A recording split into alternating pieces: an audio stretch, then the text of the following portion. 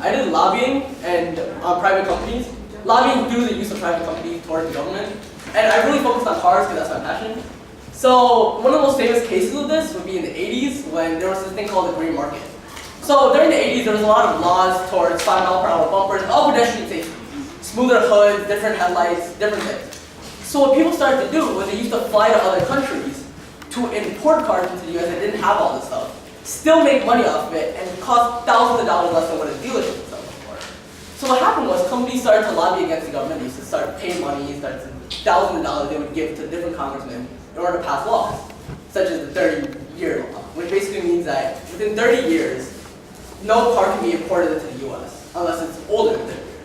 Now, I know this doesn't really seem important, and it seems like it's useless, but this actually gets literally more important. So, newer lobbying that's going on right now is that car companies are actually paying off congressmen in order to not pass laws about things that are going on with recalls. So, as you all may know, a recall is basically when a car company finds a fault within one of their cars, recalls all of them, and pulls them back in and fixes them.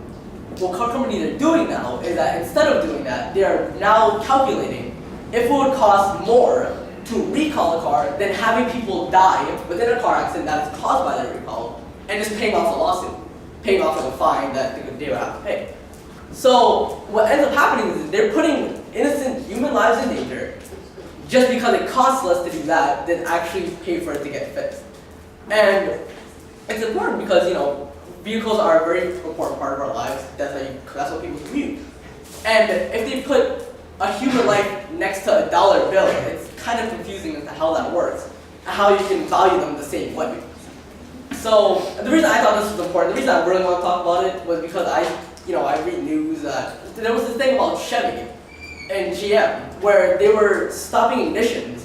If you would turn the key and you'd be driving, God knows where you'd be going, but you'd be driving and the car would just shut off. And there were multiple deaths over this. I think there was like over 20 deaths over it in Cobalts and different smaller cars like that.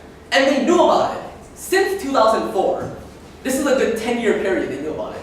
And they didn't do anything because they thought that it would be cheaper to have these people die, pay off their families, and then not have to fix it. These were the cars that didn't have the fault, because they would have to check all of them. And I thought it was important because you're putting innocent lives in danger just because of the money, which could really just be thrown away. Because the cost of how much a human is worth towards a family and towards their community is so much more than just how much money they make in their pockets. And then, thank you, that's it.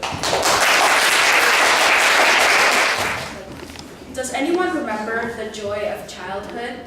Before the number of your age was a double digit, you may have played outside with your friends after school. Perhaps you eagerly rushed home to see your favorite TV show. Maybe you engaged in some sort of creative activity like art. When we were young, we lived in the moment, rarely focused on the days, let alone the years ahead of us. Today, however, we are teens riddled with anxiety. We constantly live in the future. We abandon our youth in favor of adulthood, our primary concerns becoming standardized tests, college admissions, and careers. The SAT is tomorrow. Along with possible colleges and careers, it is the main topic of my friends' discussions. It's truly unfortunate. No more conversations about TV, music, books, our hobbies. We have forgotten that we are children.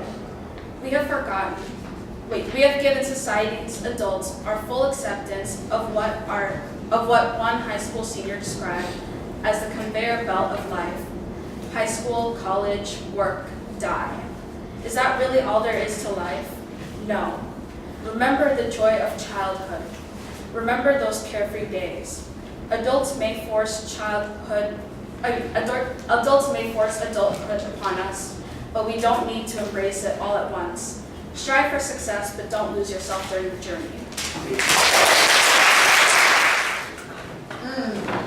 The children held in detention centers at the southern border are not as fortunate as us to have the ability to relish in the necessities such as food, shelter, clean water, the right to an education, freedom of speech, and to worship in their native countries.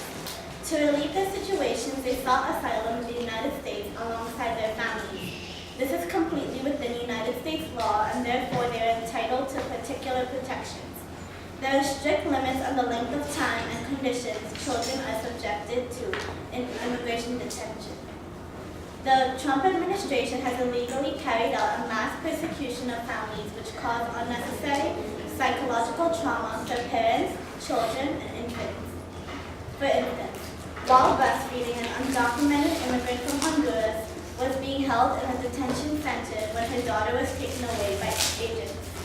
Being ripped away from their mother at such a vulnerable moment, could you imagine the humanity? Children as young as a few months old are currently being separated from their mothers and fathers for committing no wrongdoing.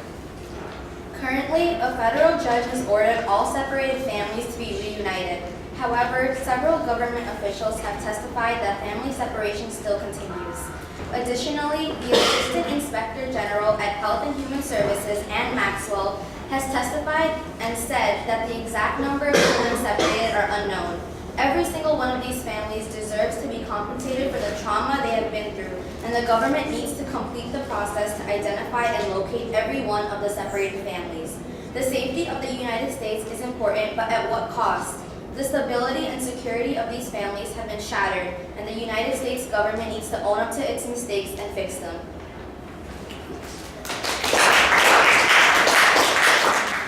It's impossible to solve all the world's issues at once while trying to please everyone at the same time. Religion shouldn't be an issue people are fighting over today. In America, abortion and LGBTQ laws have been looked down upon because of religion. For these reasons and many more, people in America do not have the option to live the way they want to. This questions our democracy. Radicalism and extremism are bigger issues that pose a larger threat to the world. Recently, there were attacks in New Zealand. Last year, we had the attack against Pittsburgh synagogue shooting. And as we speak right now, Christians in Central Africa are being gunned down, and Israel and Palestine are fighting each other over land. How can we stop this violence? There's another way to approach the issue rather than constantly fighting back, and it starts with the children. It's hard to change the mindset of adults, as they've experienced enough in their lives to know what they believe and what they stand for. However, children's minds are more malleable. When we show hate to the other side, we give birth to extremism. Children begin to wonder why we hate them, and this begins to manifest in their ideals and views.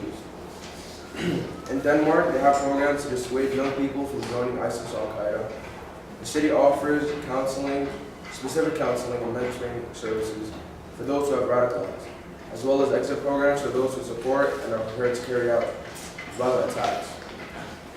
There are many programs like these throughout Europe as well. All I ask is that we approach these problems the same way they do, without violence, with peace. And people all over the world will be allowed to worship their religion and believe safely.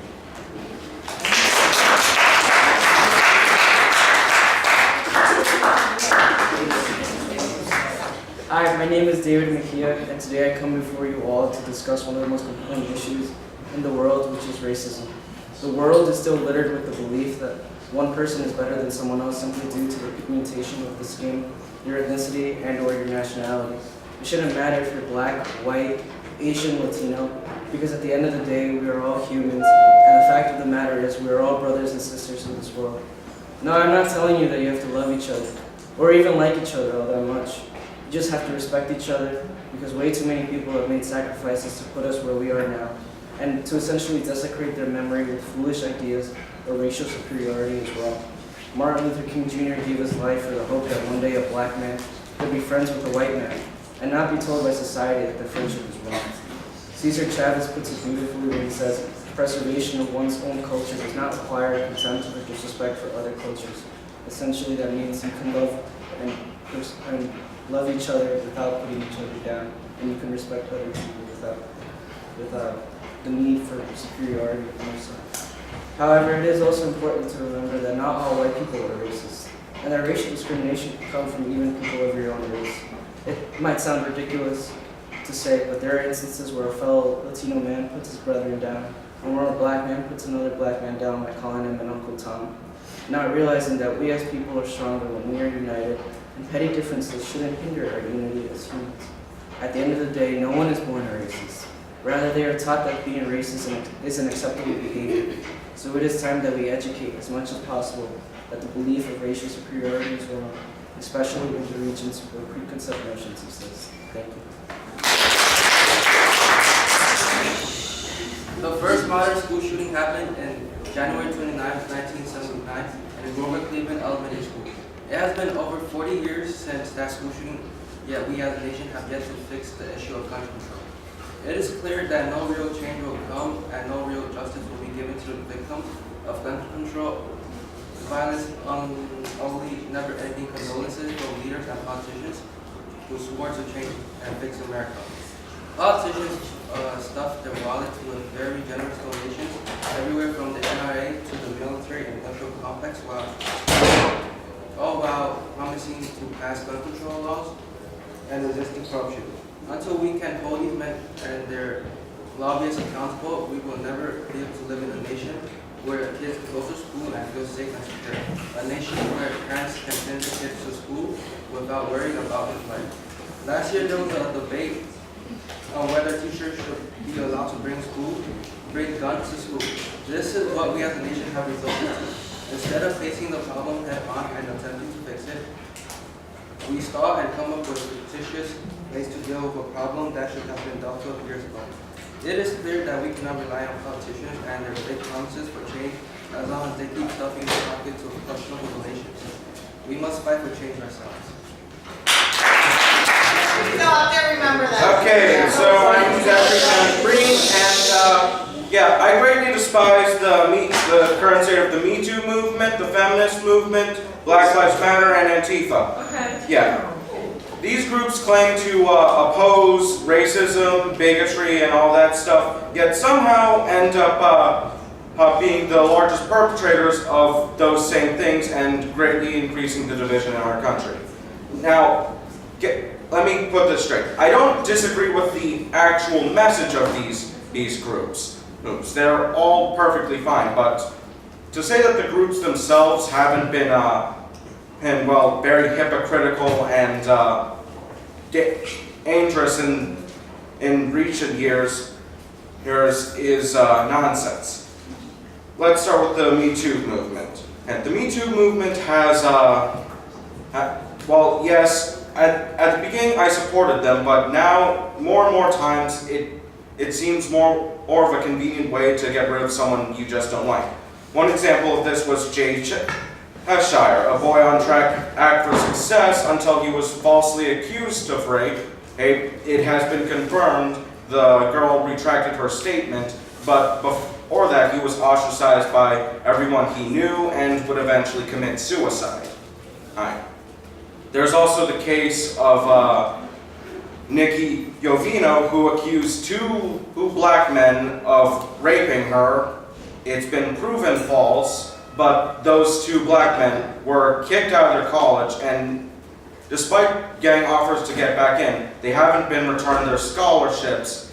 And one of them was on route to getting into the NFL. He was a great player and everything, but now, because he doesn't have the scholarship, this process has become nearly impossible for him.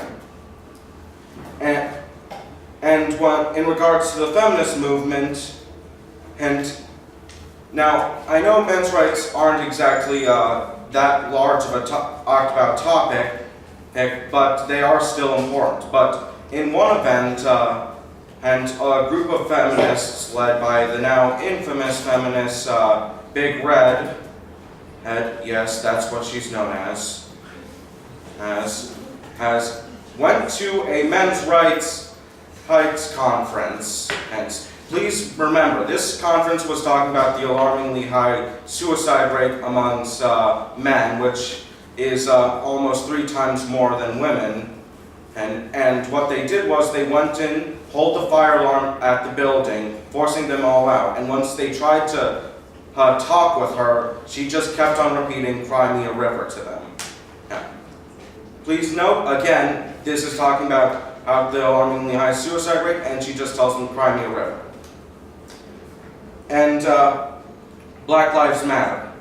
Black Lives Matter, yes, I know, I'm getting lots of flack for talking about them, but look, honestly, if you look at the Twitter of Black Lives Matter members, you can see him cheering for the death of officers, including black officers in actual shootings. They just say they deserved it or something like that. If you look at their Twitter, you'll constantly see this. Yes. And lastly, Okay, I think anyone who actually knows about them, Antifa, yeah. Antifa is one of the big groups that had actually, he does this and they do it often. They have actively used Molotov cocktails against people they disagree with, and in one event there was this Jewish man who they attacked because he was near a right-wing rally. They attacked him, and once he started saying, I'm Jewish, their response was, prove it. So how is he supposed to prove it in that moment? And two, does this sound like the Star of David's that the Germans used? Look, I don't think the inherent goal or intentions of these groups are wrong.